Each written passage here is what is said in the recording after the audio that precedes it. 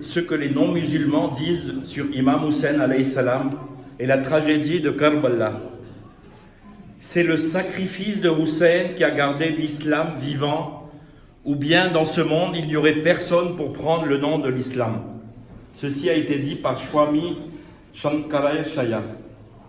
Le sacrifice d'Imam Hussein n'est pas limité à un pays ou la nation, mais ça a été pour la fraternité de toute l'humanité.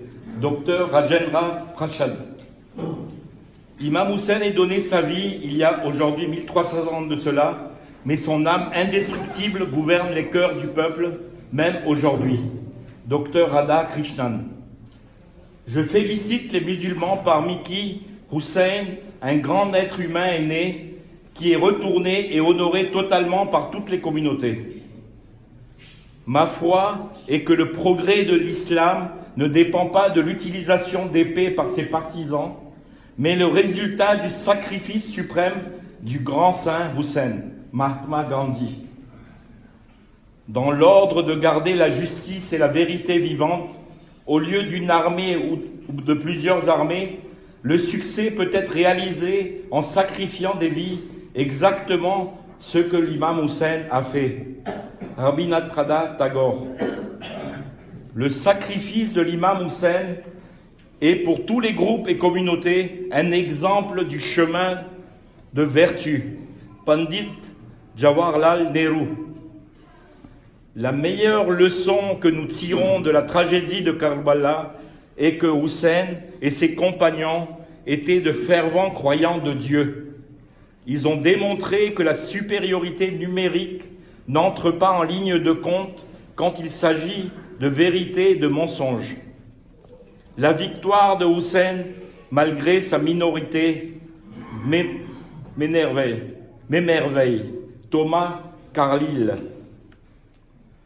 Hussein a marché avec sa petite compagnie, non vers la gloire, ni vers le pouvoir ou la richesse, mais vers un sacrifice suprême, et chaque membre de cette troupe, courageuse, homme ou femme, savait que les ennemis seraient impitoyables et seraient non seulement prêts à se battre, mais aussi à tuer.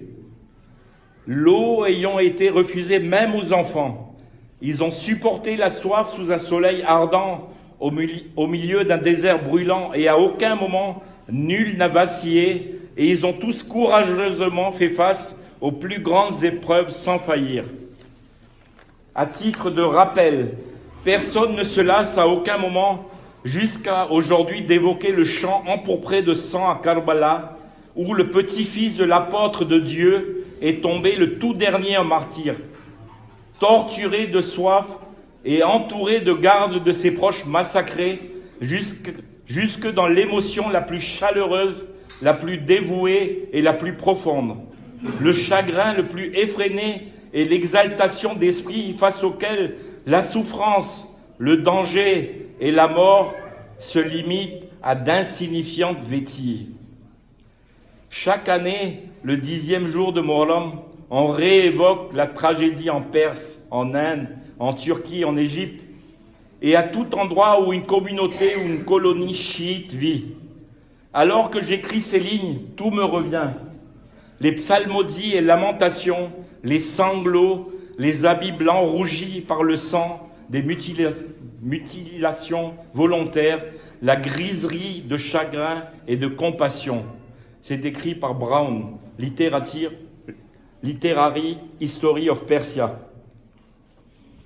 C'est une catastrophe dont je n'ose pas parler longuement, car je la trouve trop affligeante et trop atroce. En vérité, c'est une telle catastrophe qu'il n'en existe pas de plus scandaleuse en islam. Elle se constitue d'un massacre tellement infâme qu'elle provoque l'horreur et donne la chair de poule. Et encore, je me suis dispensé de ma longue description, car l'histoire est de notoriété publique et la plus lamentée des catastrophes. C'est écrit par un historien arabe mondialement réputé, Al-Fakri. J'ai souhaité connaître le meilleur de la vie de celui qui a une influence incontestée sur les cœurs de millions d'êtres humains. Je suis devenu plus que jamais convaincu que ce n'était pas l'épée qui a gagné une place pour l'islam en ces jours dans la conception de la vie, C'était la simplicité droite, l'auto-effacement absolu de Hussein, le respect scrupuleux pour les promesses, son profond attachement à ses partisans et adeptes, sa bravoure intrépide, sa confiance absolue en Dieu et sa propre mission pour sauver l'islam. Tout ceci et non l'épée qui ont vaincu toutes les résistances et surmonté tous les obstacles. Mahatma Gandhi, qui a déclaré cela en 1924 dans le journal Young India. Hussein accepta et quitta la Mecque avec sa famille et avec son entourage d'environ 70 disciples.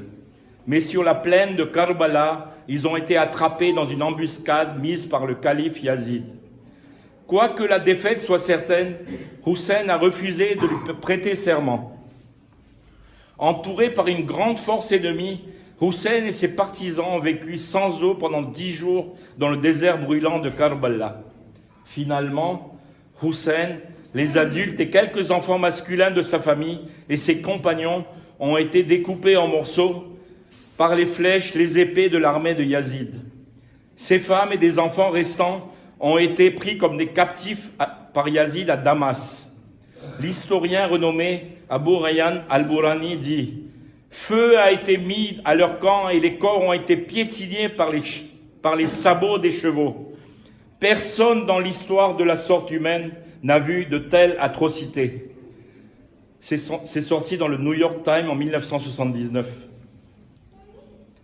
Après une période lointaine, la scène tragique de la mort de Hussein éveillera la sympathie du lecteur le plus froid.